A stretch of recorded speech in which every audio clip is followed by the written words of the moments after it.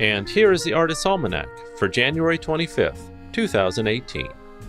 It's the birthday of British author Virginia Woolf, born on this day in 1882 in Middlesex, England.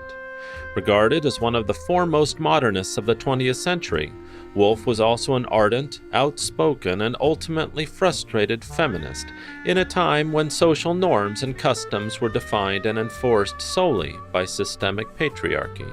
Woolf was a significant figure in London literary society and a central figure in the influential Bloomsbury group of intellectuals, and was also a pioneer in the use of stream of consciousness as a narrative device.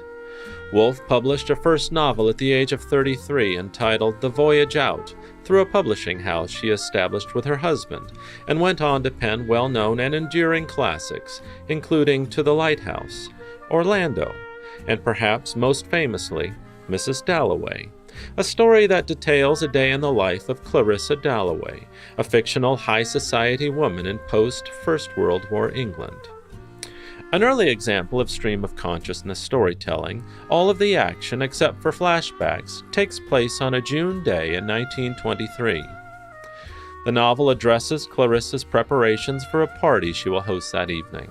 The nice day reminds her of her youth spent in the countryside, makes her wonder about her choice in marrying the reliable Richard Dalloway rather than the temperamental and enigmatic Peter Walsh, and reminisces a kiss shared with the free-spirited bohemian girlfriend of her youth, Sally Seton.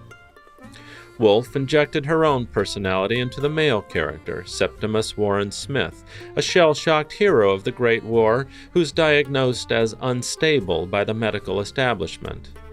Married to an adoring Italian wife who tries but can't save him from his demons, he takes his life when his unfeeling doctor suggests putting him in an asylum.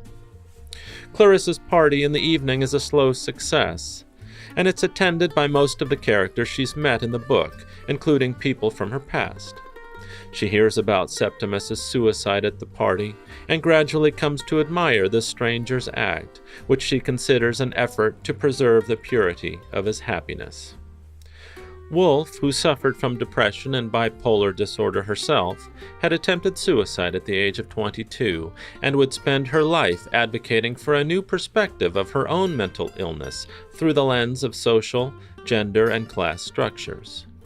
Woolf is regarded as the first modern socialist critic, and found herself often at odds with a system designed to be both deaf and mute to women based solely on gender stereotypes.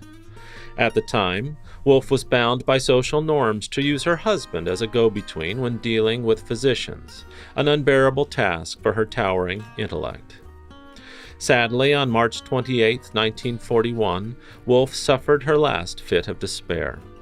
On that day, Virginia Woolf wrote a letter to her beloved husband Leonard, filled her overcoat pockets with stones, and sank herself into the River Ouse near her home. She was 59 years old. I at times suffer from depression, and if you suffer too, ask for help. If you know someone who has depression, do something. Say something. Show them through action the value they have in your life. Thanks for listening. Be kind, do good work, and until next time.